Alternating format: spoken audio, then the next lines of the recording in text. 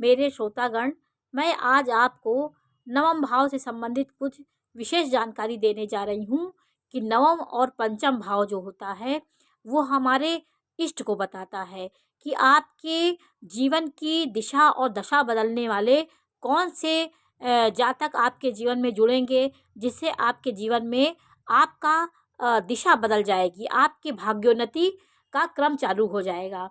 तो आपकी दिशा और दशा बदलने वाले नवम भाव में कौन सी राशि आपकी आती है, इससे आप अपने इष्ट को जानेंगे। और इष्ट के कैसे जानेंगे? आपका पंचम भाव यदि बली है तो पंचम भाव आपका इष्ट हो सकता है। धर्म कर्म में उसके अनुसार आप अपना धर्म कर्म कर सकते हैं, नवम भाव की स्थिति से जान सकते हैं। जैसे आपकी मेष लग्न है तो मेष लग्न में आप सूर्य की उपासना करें। सूर्य से संबंधित जो कार्य आप करते हैं उससे आपको समस्या आपकी दूर होगी। आपके इष्ट देव सूर्य है और नवम का स्वामी नवम माने बृहस्पति है, तो ये आपके मार्गदर्शन के कार्य करें ये देवता, और इनकी पूजा पाठ आपके लिए शुभ होगा। तो आज मैं आपको नवम भाव में कौन सी गिनती लिखी हुई है। नवम भाव में आपके मेष लग्न है तो नवम भाव में 9 गिनती होगी, 9 नंबर होगा। 9 नंबर होगा। या आपकी यहाँ पे मीन राशि आती है तो भी गुरु की राशि हो गई। तो मीन या गुरु की राशि है यदि यहाँ पर है आपके, तो आपके जीवन में किसका आपके जीवन में आने से आपके जीवन का दशा और दिशा बदलती है। आप नई प्रेरणा पाते हैं और आप जीवन में नई उन्नति के शिखर पे पहुंचते हैं। ये आपकी इष्ट बताते हैं। पंचम में जो बलि ग्रह होंगे और नवम में बलि ग्रह होंगे, जो बल जिसकी ज़्यादा होगा वही आपके जीवन में आपके प्रेरणा सोच के आप कार्य करेंगे। आपके जीवन में इष्ट को देखने के लिए हम 9 नंबर की राशि को देखते हैं। यदि चित्रकूट के घाट पे भई संतन की भीड़, तुलसीदास चंदन घिसे तिलक करे रघुवीर।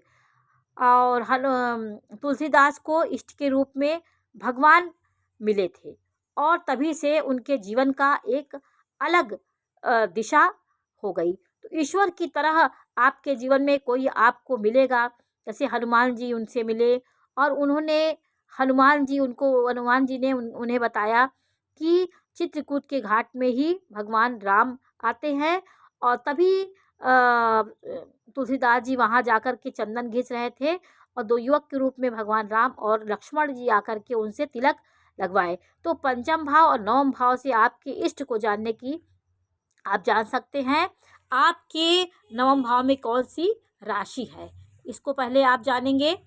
आपके नवम भाव में पंचम नवम भाव को देखना जरूरी होता है कि इसमें से बली कौन है। जो बली होगा उसके अनुसार आपके ग्रह और आपके स्वामी इष्ट देव होते हैं। नवम को भी आप चुन सकते हैं और पंचम को भी। और नवम पंचम और प्रथम भाव के कारक ग्रह की अंगूठी भी पहनना चाहिए। जैसे मेष लग्न है तो लग्न के अनुसार आपको रत्न धारण करना चाहिए। आपकी लग्न कौन है, आपकी पंचम और नवम में कौन से ग्रह हैं, उनके अनुसार आपको अंगूठी धारण करना चाहिए। तो नवम भाव में यदि मंगल है, मंगल की राशि है, मंगल की राशि कौन है, मेष राशि और वृश्चिक राशि, ये मंगल की राशि है। यदि आपके नवम भाव में वृश्चिक राशि कैसे आएगी, आपकी यहाँ पे मीन राशि है तो 8 9 10 11 12 आपकी मीन राशि है, मीन लग्न है आपकी, तो आपके नवम भाव में 8 नंबर की राशि आएगी। आपकी यहाँ पे 2 नंबर की राशि है तो आपका 12 नंबर की राशि यहाँ पे आएगी तो 8 होगा। यहाँ पे आपकी कुंभ राशि होगी तो 7 आएगा। ऐसे करके आप अपने इष्ट को निकाल सकते हैं। आप देख सकते हैं आपके लग्न कौन है, आपके नवम भाव में कौन सी संख्या लिखी हुई है।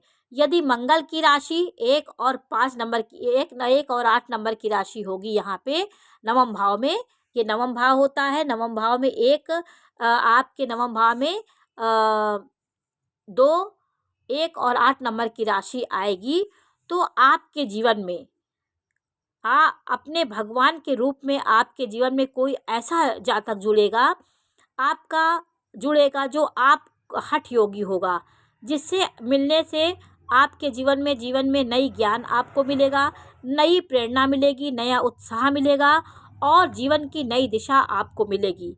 मंगल एक ब्रह्मचारी के रूप में आपको हठ योगी मिलेगा।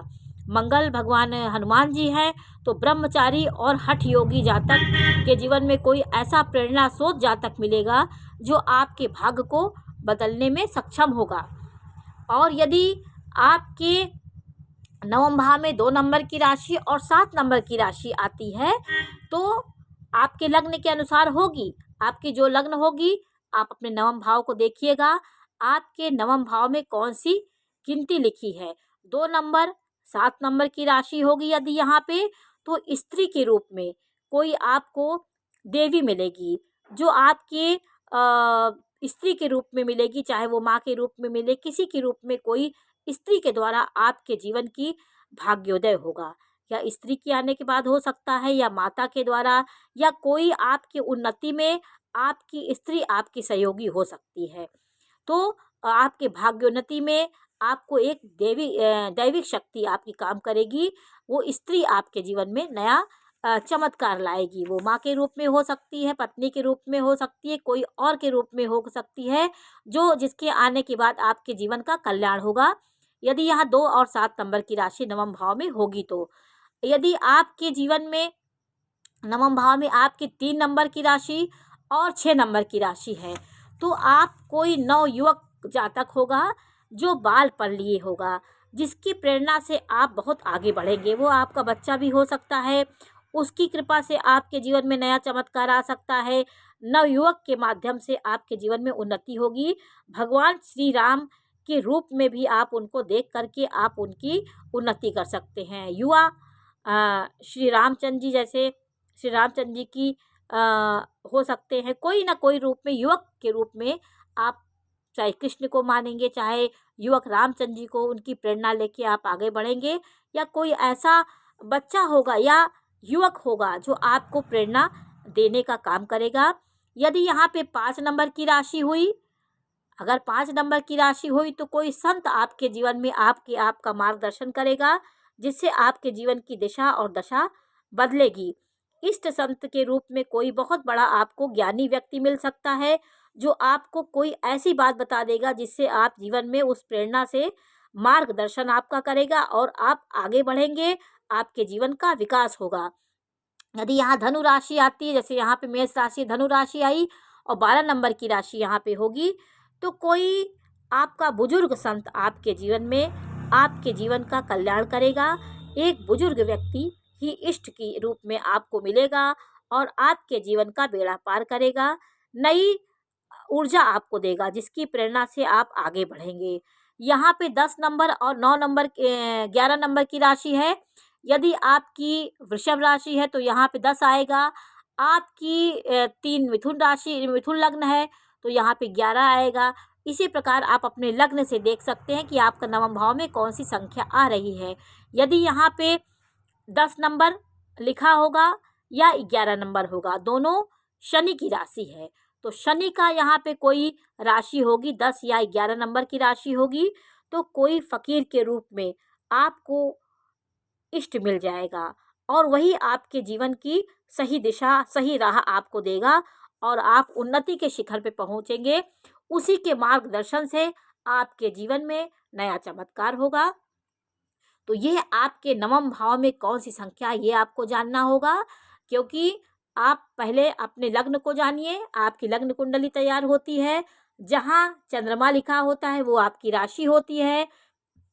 कभी कभी ऐसा होता है कि आपकी लग्न और आपकी राशि एक होती है, जैसे यहाँ मेष लग्न है, यहाँ पे ही चंद्रमा लिखा होगा, तो आपकी जन्मांग चक्र में दोनों एक है, तो राशि और लग्न आपकी एक होगी। तो मैंने जैसे आपको बताया, यदि 1 और 8 नंबर की राशि है तो कोई ब्रह्मचारी हठ योगी आपके जीवन का मार्गदर्शन करेगा। 2 और 7 नंबर की राशि है तो कोई स्त्री के रूप में कोई आपकी इष्ट आपकी रक्षा करेंगी, कोई स्त्री होगी या उसकी प्रेरणा से आप आगे बढ़ेंगे। तो माँ शक्ति स्वरूपा के रूप में कोई स्त्री आपके जीवन को उन्नति कर सकती, चाहे वो स्त्री हो सकती है, माता हो सकती है, बहन हो सकती है। इस स्त्री की प्रेरणा से आपके जीवन में चमत्कार होगा, आपका जीवन की दिशा दशा बदलेगी। 3 और 6 नंबर की राशि है नवम भाव में, तो नवयुवक कोई, चाहे वो आपका बेटा हो सकता है, चाहे भगवान की नवयुवक के रूप में आप राम को और कृष्ण को देख कर के उनकी प्रेरणा से आप आगे बढ़ेंगे। प्रेरणा आपको देने वाले ये होंगे।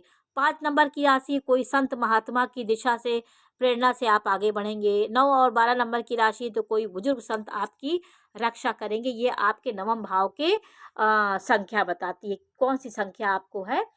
तो ये मैंने आज आपको जानकारी दी, विशेष जानकारी है कि आपकी दिशा और दशा कैसे बदलेगी। तो आज मैंने आपको ये जानकारी दी। ये जानकारी आपको कैसी लगी हमें अवश्य बताइए। चैनल को लाइक करिए, सब्सक्राइब करिए। मैं इसी प्रकार की जानकारी देती रहूँगी। नमस्कार।